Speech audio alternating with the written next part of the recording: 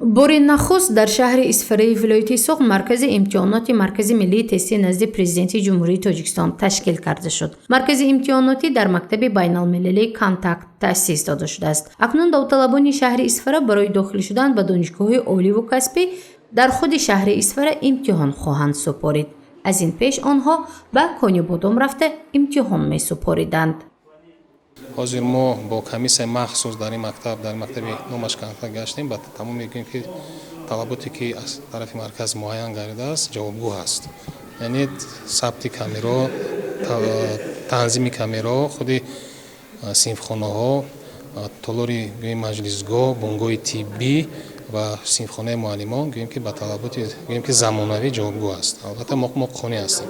همزمان طبق نقشه مرکز ملی تستی ما همچون گوییم که انتخاب مرکزهای امتحانی که در شهر نوری که همچون مرکز امتحانی انتخاب شدن هم برای بهاگذاری گوییم که مانیتورینگ گوییم که آمدیم و در این ردیف خود نقطه بقایتگیری که در شهر اسفره در زمینه مؤسسه تحصیلات میانه عمومی رقم 2 تشکیل کرده شده بودند مانیتورینگ یک بهاگذاری گذراندیم. برای نظارت امتحانات تالاری بزرگ موجود است. یعنی از این تالار والدان داوطلبان و یا پیوندانشان نشسته رفت امتحان سپاری داوطلبان را نظارت میکنند. نظارت آن آنلاین به راه مانده شده است و از شفافیت امتحانات مرکزانجا شده مرکز ملی تستی نزد پرزیدنت جمهوری تاجیکستان درک می‌دهد. حالا ما در تالار مکتب بین المللی کانتاکت قرار داریم. سال روان مرکز ملی تستی نزد پرزیدنت جمهوری تاجیکستان و منطقوی آن در ولایت سوق این موضوع را همچون مرکز امتحان سپاری داوطلبان قبول کرد.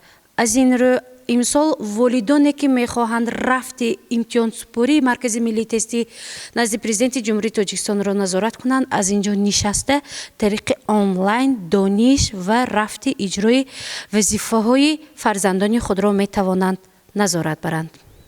از روی معلومات شعبه معرفی شهر اسفره در این منطقه 88 مؤسسه تعلیمی موجود می باشد. سال روان این مؤسسه ها را 2422 نفر ختم می کنند. حالا بیش از 61% ختم کنندگان همچون داوطلب نام نویس شدند و در روی خط مرکز ملی تستی نزد پرزیدنت جمهوری تاجیکستان از قید گذشتند. این نشانداد نسبت به دیگر شهر و ناحیه ها بیشتر است.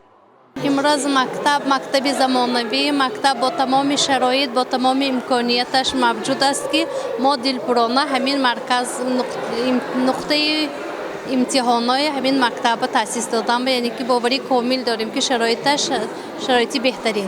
امروز به حساب سنه امروز 18 اپریل 2023 امسال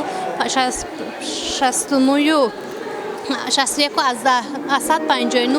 ختم کنندگان ما و نقطه مرکزی ملی تستی رفتند از نقطه قید گذاشتند و از آنها 68 نفرشان قبلی بوده صنفای 9 باشند 44 نفر حجت سپاریدند.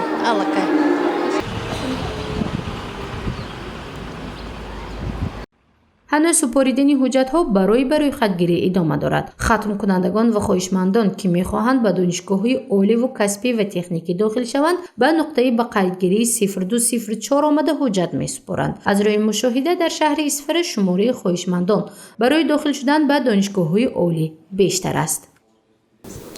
چنانکه که به همگان معلوم است از سنه 1 مارس سال 2023 مرحله اساسی بقایتگیری داوطلبان جهت اشتراک به امتحانهای مرکزانه داخل شوی آغاز گردید.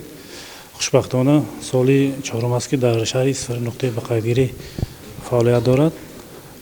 موافق حسابات آماری به سنه 17 مارس زیاده از 1536 نفر داوطلبان شهر اسفره از قید گذشتند که این 60% اهل داوطلبان هم اسفره می‌دهند. موافق حسابات آماری قسم زیادی داوطلبان توجه خود را به کلاستر پنجم روانه کرده ایستادند که این قریب که 60-70% داوطلبان همین اختصاص را در بر میگیرند. کلاستر پنجم ساحه تیپ. نمایندگان مرکز ملی تستی نزد پرزیدنت جمهوری تاجیکستان میگویند در ولایت سوق بیش از 50% نقشه برای خودگیری داوطلبان پورا اجرا کرده است. این رقم در سطح جمهوری تاجیکستان 58% را تشکیل می‌دهد.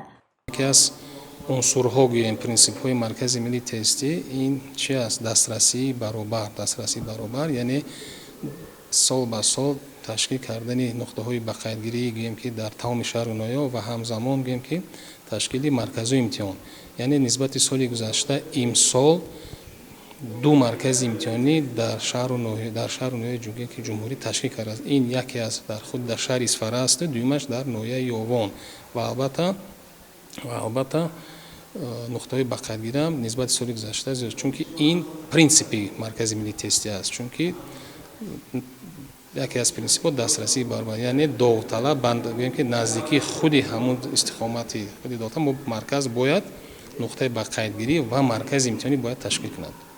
ба қайдгирии довталабон аз 1 март оғоз гардида то охири моҳи апрел ҷараён мегирад. Маркази миллии тестӣ назди президенти ҷумҳурии Тоҷикистон бошад 10 сол аст ки имтиҳонҳои марказонидашударо ба роҳ мондааст. Мақсади асосии ташкили он пешгирии ҳолатҳои коррупсионӣ дар муассисаҳои миёна ва олии касбӣ аст. гузориши Мафнушкур ва Наимҷон Оюбов барои барномаи иттилоотии Хабар.